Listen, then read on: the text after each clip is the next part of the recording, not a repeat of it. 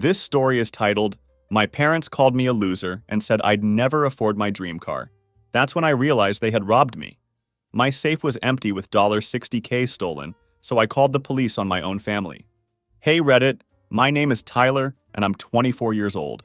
For the past 5 years, I've been working in solar installations, which means you can picture me crawling around on rooftops in 105-degree heat, dodging power lines and dealing with Karen homeowners who somehow think solar panels run on fairy dust. It's absolutely brutal work, but the money is solid, especially when you factor in overtime pay. I've been living at home this entire time, saving every possible dollar for one specific thing, a 2025 Ford Mustang GT. This wasn't just any random car purchase. This was my dream, my obsession, my entire motivation for enduring one of the most physically demanding jobs you can imagine. The work wasn't just hot. It was dangerous as hell. We're talking about 45-pound panels on steep angles with electrical currents that could literally fry you if you screwed up even once. I'd come home every day with burns from touching metal that had been baking in the Arizona sun all day long. My hands were constantly covered in cuts from sharp panel edges, and my shoulders felt like I'd been doing CrossFit with Thor's hammer for 8 hours straight. But here's the thing. Every single blister on my hands represented another $20 toward that Mustang. Every time some entitled homeowner complained about panel placement while I was literally risking my neck on their roof, I'd picture that 5.0-liter V8 engine and keep grinding through the pain and frustration. I'd been obsessing over this machine since high school.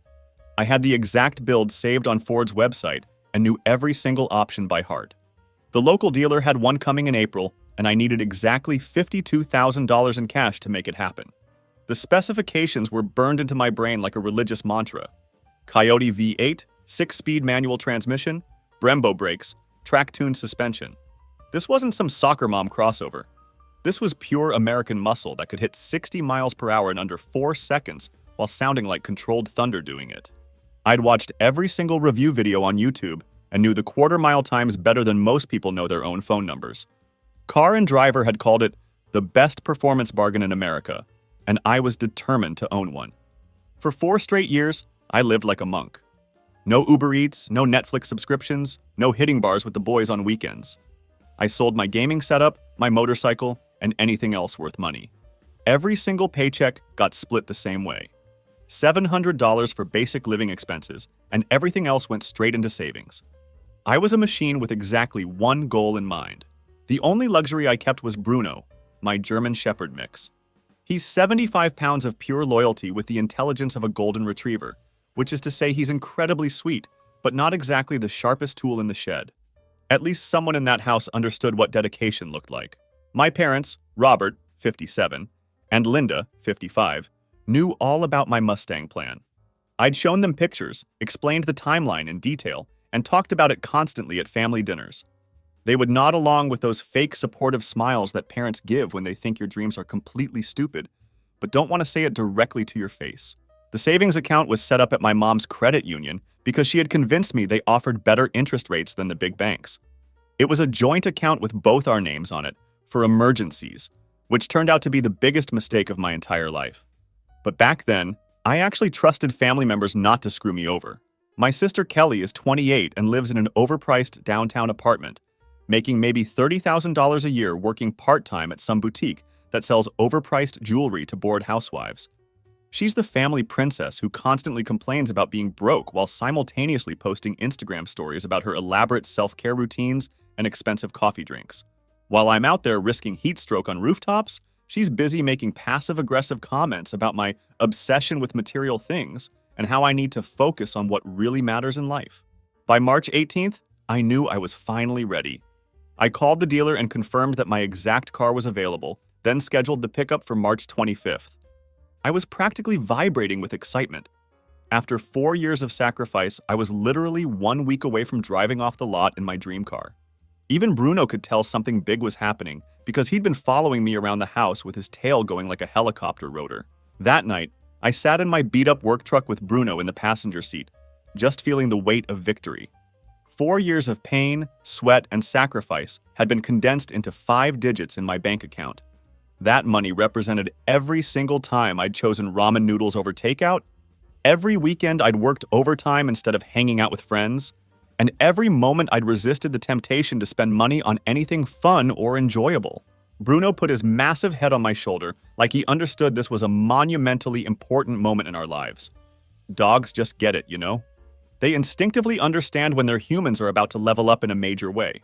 That Saturday night, I walked through the front door after pulling a brutal 13-hour shift. I was covered head to toe in sweat and roofing tar, absolutely exhausted but excited about the next day. My parents were sitting in the living room with this weird, smug energy that I couldn't quite place. Kelly was there too, lounging on the couch and scrolling through her phone with that entitled smirk she always wore. I mentioned that I was picking up the Mustang tomorrow and started talking about insurance options and registration details. That's when my dad looked up from his newspaper with this shit-eating grin that made my stomach drop. "Oh, you're not getting that car," he said casually, like he was commenting on the weather. I stopped mid-sentence. "What? We used your savings for our anniversary trip to Cancun and your mom's new Tahoe." The words hit me like I'd grabbed a live electrical wire. My brain went completely blank for about 3 seconds as I tried to process what I'd just heard. Then pure, unfiltered rage kicked in before my rational mind could even begin to catch up. Kelly chimed in without even looking up from her phone. "Thank God. Your whole car obsession was getting super cringe anyway. That's when I completely lost it. I went completely nuclear. Like the Hulk, but somehow even angrier.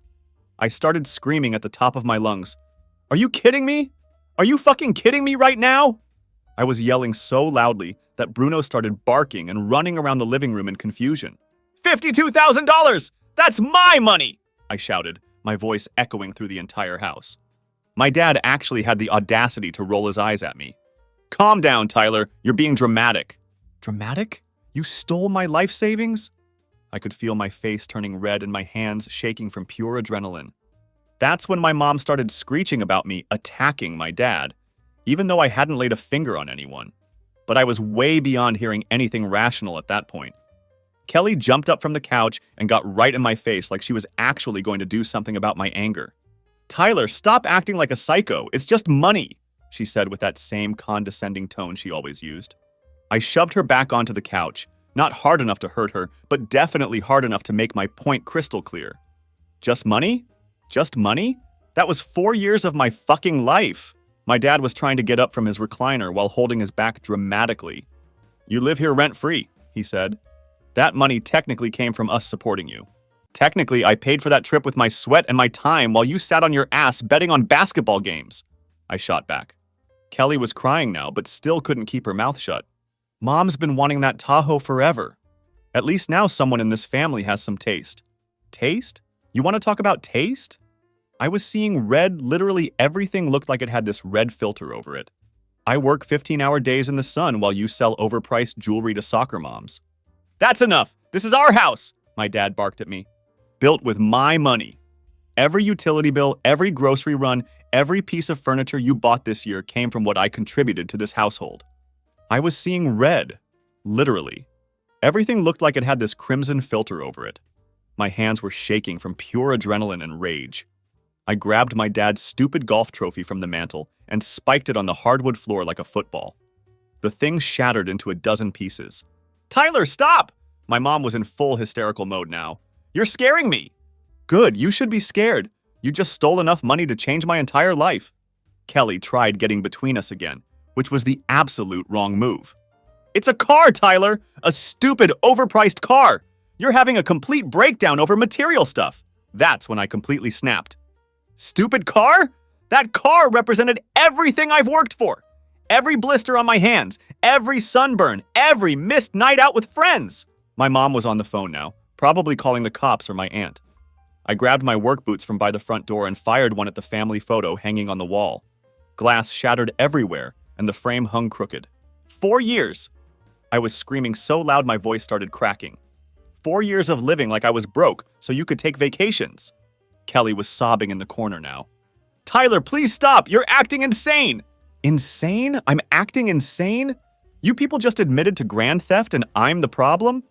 I kicked over my mom's plant stand and dirt and pottery exploded across the hardwood floor. Bruno was hiding behind the recliner with his ears flat against his head, probably wondering why his humans had all lost their minds simultaneously. My dad tried switching to his calm parent voice. "Son, if you just let us explain, Explain what? How you spent my dreams on massages and charter boats? How you bought a luxury SUV with money I earned, installing panels in 105-degree heat? I was breathing like I'd just run a marathon when I heard a car door slam outside. Through all the chaos, I saw headlights in the driveway. Great reinforcements were arriving. The front door opened, and in walked my Aunt Victoria, my mom's older sister, who drives a minivan plastered with 19 different bumper stickers about being a wine mom and protecting her precious angels. This woman once called the cops on neighborhood kids for playing basketball too loudly on a Saturday afternoon. She's basically the final boss of entitled middle-aged Karens. "Tyler Benjamin Rodriguez, what in God's name is wrong with you?" she announced as she stormed through the door. "Your mother called me crying, saying you were having some kind of breakdown?" "They stole $52,000 from me, Aunt Victoria," I shouted back. She literally scoffed, made that dismissive sound that middle-aged women perfect after years of talking down to customer service managers. "Stole? That's not theft, Tyler. That's family financial management. It wasn't their money. I earned every single dollar while living under their roof, eating their food, and using their electricity." She was getting louder now, matching my energy level. "Do you have any idea how entitled you sound right now?" My dad was nodding along like Victoria was speaking absolute gospel truth. My mom was still sniffling, but looking relieved that someone was finally taking their side in this insanity. Entitled? For wanting my own money back? I couldn't believe what I was hearing. Victoria turned to face me fully, putting her hands on her hips in that classic Karen power stance. "Your parents sacrificed everything to raise you. They could have charged you rent this whole time but didn't. They could have kicked you out at 18 but didn't. And this is how you repay them? By working 65-hour weeks and saving every penny? By attacking your father, by destroying their home, by acting like a spoiled brat because you can't get your precious toy." The way she said toy with that condescending, dismissive tone made my vision go red again.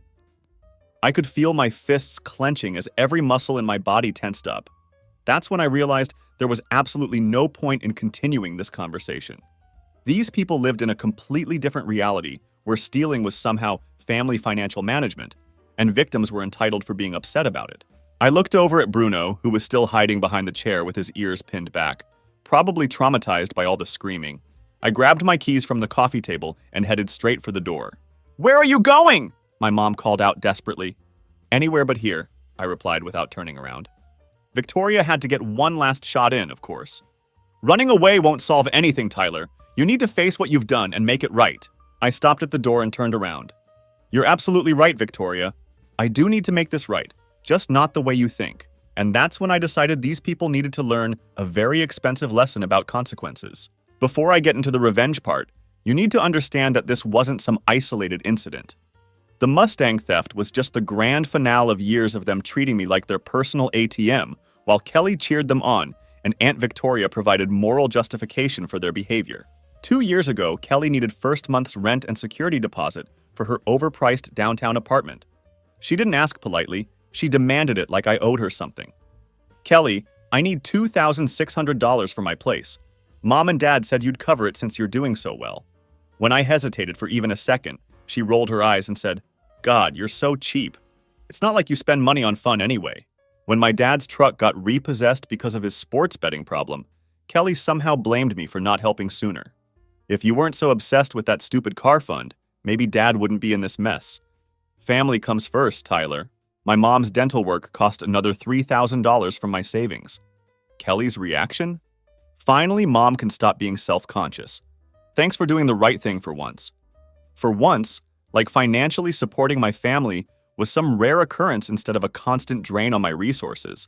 And every single time I expressed any frustration about these situations, Aunt Victoria would get called in to explain how ungrateful and selfish I was being. She had this whole prepared speech about family loyalty and sacrifice that somehow made me sound like the villain for wanting basic boundaries. But whenever I mentioned the Mustang or my dreams, Kelly was always the first one to tear them down.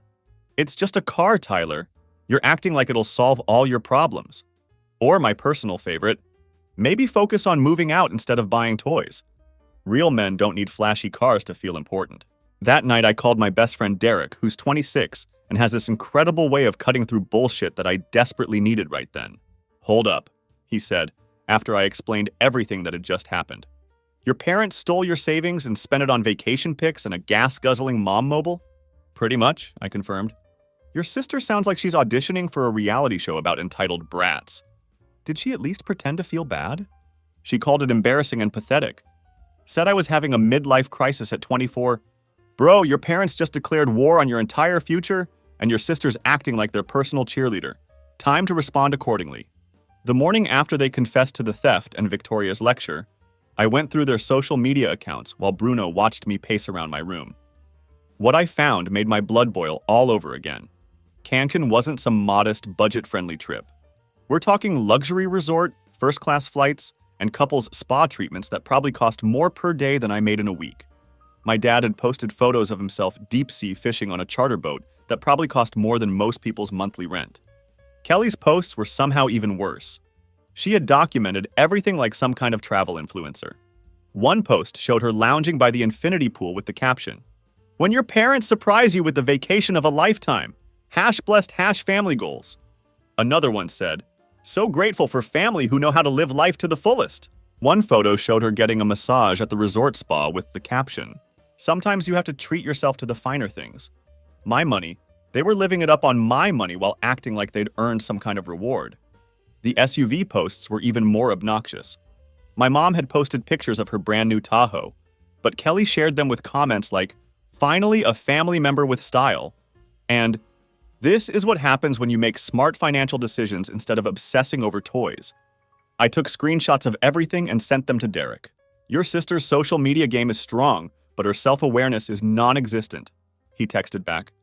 "She's literally flexing with stolen money while calling you financially irresponsible."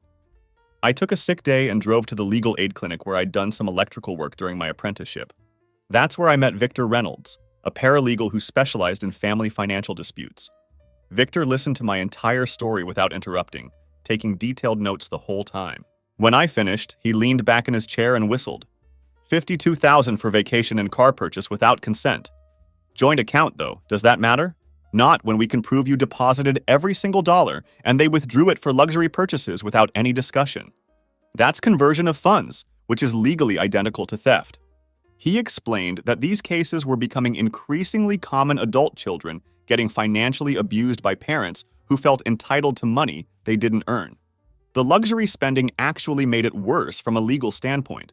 "What are my options?" I asked. "Civil suit for recovery plus damages." But here's the interesting part. They own property, right? House worth about $240,000? Your dad's truck? Your mom's new SUV? When you win, and you will, we can pursue asset seizure. Liens on the house, vehicle repossession, frozen accounts, everything becomes fair game. Victor spent 3 hours documenting everything. Bank statements showing my deposits, pay stubs proving income sources, screenshots of their vacation posts bragging about spending my money. The real goldmine was Kelly's social media activity. "Your sister's posts are actually helpful evidence," Victor explained. "They show clear knowledge that the family was spending unearned money, plus they demonstrate financial entitlement patterns that support your case." As I was leaving, he gave me one final piece of advice. "Don't warn them. No threats, no demands. Just serve papers and let them scramble to figure out how serious this is." I called Derek on the drive home, still processing everything Victor had told me. "Asset seizure? You're about to repo your own parents." "This is beautiful," Derek said with obvious satisfaction. "Think it's too harsh?" "Tyler, they stole enough money to buy a new car and spent it on vacation selfies while your sister called you pathetic and your aunt lectured you about family values. Harsh would be letting them think they can get away with it. The plan was simple. Move out quietly, cut contact completely, serve papers demanding the full amount plus damages. By the time they realized how serious this was, I'd be completely untouchable. But I wasn't stopping there. These people had treated me like garbage for years, while Kelly acted like their personal hype woman, and Victoria provided moral justification for their behavior. I wanted them to understand what real consequences looked like. Moving out without warning turned out to be surprisingly easy. Living minimally for the Mustang Fund meant that most of my stuff could fit in my work truck. I found a studio apartment across town through Craigslist, and Bruno approved immediately. He ran around the empty space like he'd found paradise. The new place was perfect for my situation. It had a first-floor location with a dedicated parking spot for the future Mustang and a small fenced area where Bruno could handle his business without me having to worry about potential family ambushes. The landlord was this older Marine veteran who respected the no drama, pay rent on time, mind your business lifestyle. He took one look at Bruno and said, "Good dog. They're better judges of character than most people." Finally, someone who understood priorities. Tuesday morning, I loaded everything while they were still asleep. I left my house key on the kitchen counter with a simple note. Thanks for the lesson in family values. No explanation, no forwarding address, no dramatic speech, just gone. The call started around dinner time. 17 missed calls and dozens of texts ranging from confused to angry. I didn't respond to any of them. Instead, I spent the evening setting up my place with Bruno supervising, mostly by stealing my socks and dropping tennis balls on my feet whenever I tried to focus on unpacking. Kelly's texts were particularly entitled, "Where TF are you? Mom's freaking out." Then, "This is so dramatic, Tyler. Just come home and stop being a baby about the car thing." Victoria joined the text bombardment by Thursday. "Tyler, your mother is worried sick. Whatever issues you have with your parents can be worked out through mature conversation. Running away solves nothing." Derek found this hilarious. "Your parents went from 'we spent your money, deal with it,' to 'why won't you answer our calls in 6 hours?' Your sister's still calling you dramatic while they committed actual theft." By Friday, the messages had shifted from worry to fury. Dad left a voicemail calling me selfish and ungrateful. Mom sent texts about how I was tearing the family apart over money. Kelly's messages reached a new level. "You're seriously abandoning family over some stupid car? This is pathetic even for you. Mom's crying because of your tantrum. Grow up, Tyler." Victoria's messages got progressively more condescending. "This silent treatment is childish behavior. Your parents made a mistake, but destroying family relationships over money shows poor character." Then, "I'm praying for your heart to soften and your pride to decrease. Family forgiveness is more important than temporary anger." Friday morning, Victor and I filed at the courthouse. Civil suit for conversion demanding $52,000 plus $12,000 in damages plus legal fees. The papers got served Monday afternoon. I didn't watch, but my neighbor Connor drove by during the service and said he saw a guy in a suit talking to my mom at the door, then heard her screaming for my dad. The phone explosion started exactly 20 minutes later. 25 missed calls in 2 hours. I turned my phone off and took Bruno for a long walk. Dogs don't care about family drama. They just want to sniff everything and chase squirrels. Dad's first voicemail. "What the hell is this lawsuit garbage? You're suing your own parents?" Mom's second. "Honey, there's been some terrible misunderstanding. We need to talk about these papers." Kelly's third was pure gold. "Are you freaking serious? You're actually suing mom and dad over money? What is wrong with you?" Victoria left the longest message. "I am appalled. Suing your own parents over money they used for legitimate family needs? This is the most selfish, heartless thing I've ever witnessed. Your grandparents would be ashamed. Family doesn't sue family, period." By Wednesday, they'd figured out I wasn't responding, so they started calling extended family members, trying to track me down and control the narrative. My cousin Michelle called me. "Bro, your mom called crying about some lawsuit. Says you disappeared and are attacking them over money. Your Aunt Victoria's been calling everyone saying you've lost your mind." They stole $52,000, Michelle, spent it on Cancun and mom's SUV. Long pause. "Wait, seriously? 52 grand? Every dollar I saved for 4 years. Took it without asking, then told me to get over it." Victoria showed up and lectured me about being entitled for wanting my own money back. "Holy shit, man. That's theft. Your mom made it sound like you were having a breakdown, and Victoria's been telling everyone you attacked your dad and went crazy." I did lose my temper, but they literally admitted to stealing my life savings like it was no big deal. You know what? Good for you. I always thought they treated you like crap, and Kelly's been a spoiled brat forever. Victoria's always been a drama queen anyway. 52,000? Jesus. But the real fun was just starting, because what they didn't know was that I'd researched my dad's workplace policies, and what I'd found was going to make their legal problems look minor. While waiting for their lawyer's response, I decided to explore additional consequences they hadn't considered. My dad worked for a mid-sized construction company doing commercial projects, schools, office buildings, government contracts, the kind of company that takes employee conduct very seriously.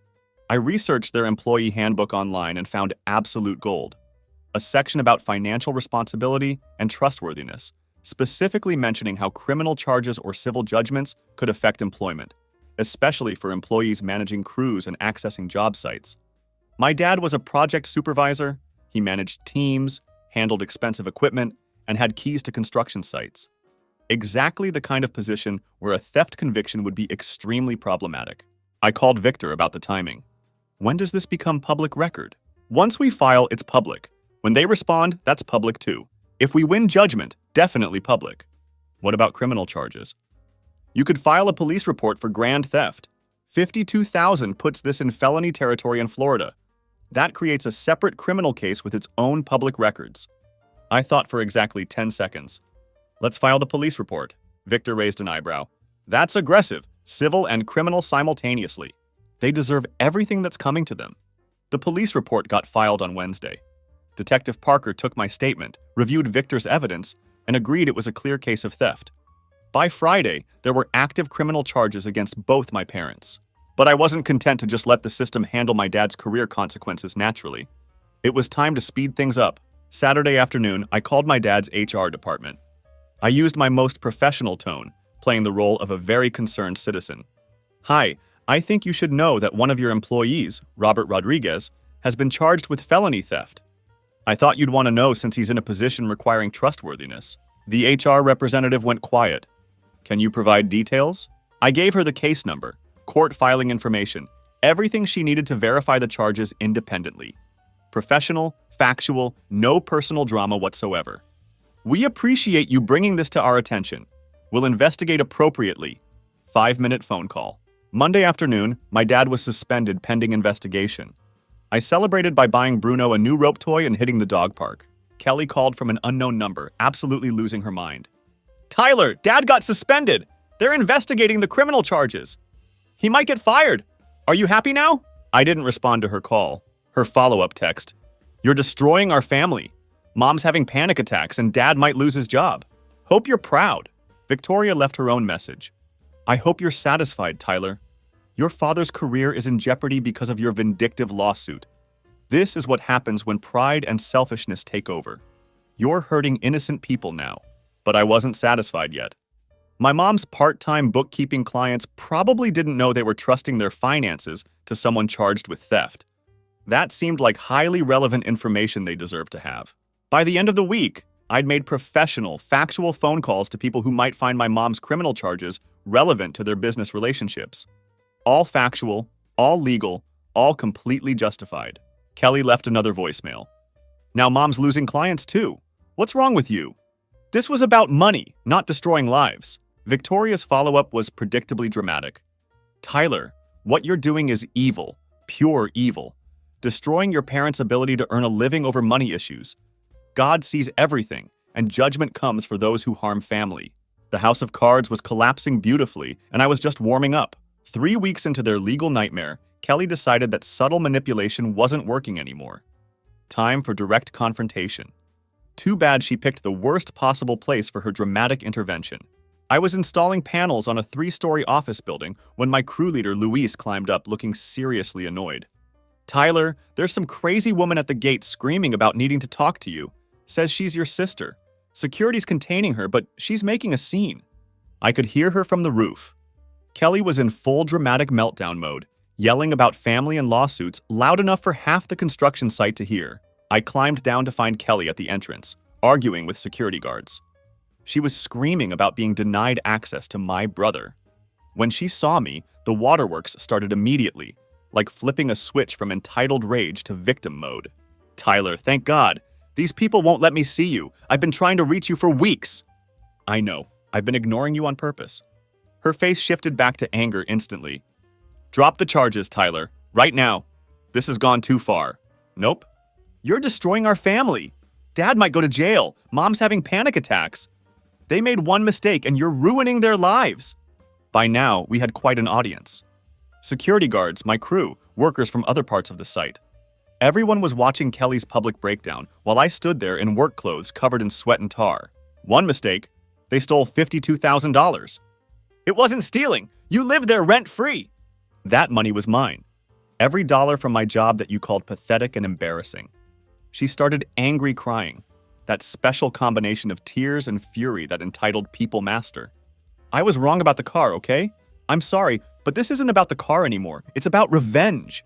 You're absolutely right. It stopped being about the car when you mocked me for having dreams while your parents spent my money on vacation photos. Security stepped forward. Ma'am, you need to leave. This is private property. Kelly ignored him completely. Tyler, I'm begging you as your sister, please stop this insanity. No, Kelly. She was full on screaming now. They're going to lose everything. The house, Dad's job, Mom's clients. Is that what you want? That's what they chose when they decided stealing from me was acceptable. This is insane. You're insane over a car. Security had heard enough. Ma'am, leave immediately or we're calling the police. I'm not leaving until he drops the charges. That's when I pulled out my phone and started recording. Kelly, you're trespassing, causing a public disturbance and harassing me at work. Say hi to my lawyer's evidence collection. The recording completely broke her brain. She lunged for my phone, but security stepped between us. That's it, the older guard said. Calling police now? Kelly's last desperate play was trying to rally the crowd of construction workers. This is my brother! He's suing our parents over money, can you believe that? Luis called out from the background. The kind whose family steals 52 grand? Lady, you sound crazy! Other guys laughed and started dispersing. The show was over, and Kelly wasn't getting any support from construction workers who understood exactly what $52,000 meant to working people. Kelly started alternating between crying, yelling, and negotiating. I'll pay you back myself. I'll get a loan. Please, Tyler, don't let them go to jail. With what money? You make 30 grand part-time. I'll figure it out. Work more hours, get a second job. Should have thought about that before calling my dreams pathetic. The police sorted it out in 30 seconds. Trespassing, disturbing the peace, harassment. Kelly got escorted off in a patrol car while screaming about family loyalty. I finished my shift like nothing had happened. That evening, Victoria called absolutely furious. Tyler, your sister was arrested today. Arrested because of your selfish vendetta. She was trespassing and harassing me at work. She was just trying to talk sense into you. She was trying to save your family, but you're so consumed with revenge that you'd rather see your own sister in handcuffs than show mercy. I hung up and blocked her number. Kelly's workplace breakdown was her last direct confrontation attempt. After that, there were just desperate texts and voicemails, but the damage was done. 2 weeks after her arrest, it was complete radio silence from all of them. Their world was collapsing faster than they could manage. Lawsuit proceeding, criminal charges moving forward, employment in jeopardy. Victor called with updates from their lawyer, some divorce attorney who was way out of his depth with criminal defense. They want to negotiate, offering half the money if you drop civil and criminal charges. Half of my own stolen money? That's what I said. I told him we'd see them in court. But here's the most satisfying part. That week, my buddy Connor's girlfriend Ashley dropped some intelligence from my mom's credit union. Your parents are completely screwed financially. They don't actually have the money to pay you back. Perfect. They'd stolen my money to fund purchases they couldn't afford and were now facing consequences they couldn't escape. The criminal charges were moving forward regardless. Detective Parker updated me on the progress. Prosecutors are taking this seriously. 52,000 puts this in felony territory, and your evidence makes it straightforward. They're looking at potential jail time. The professional consequences kept escalating. Dad's suspension became termination after the HR investigation concluded. The company couldn't risk keeping someone with pending felony charges in supervisory roles. Mom lost her bookkeeping clients as word spread.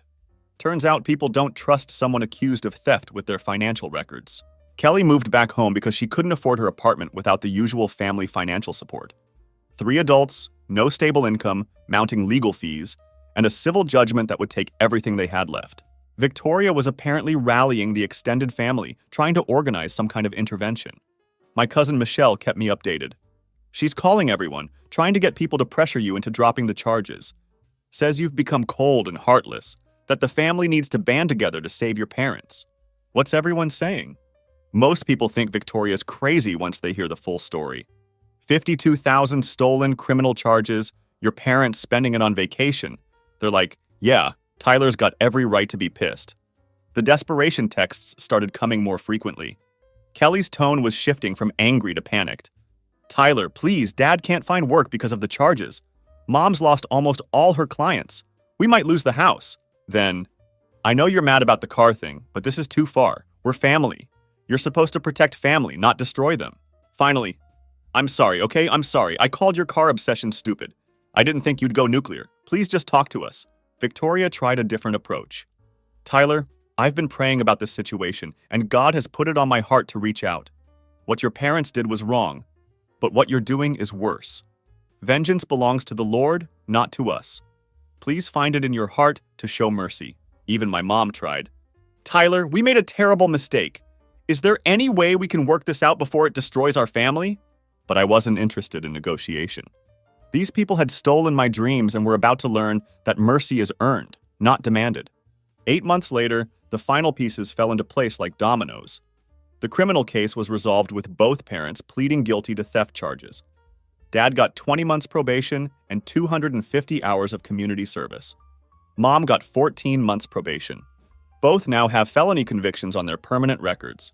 The civil judgment came through for the full amount, $52,000 in stolen funds, plus $17,000 in damages and legal fees. Since they couldn't pay, the court authorized asset seizure. The house went into foreclosure.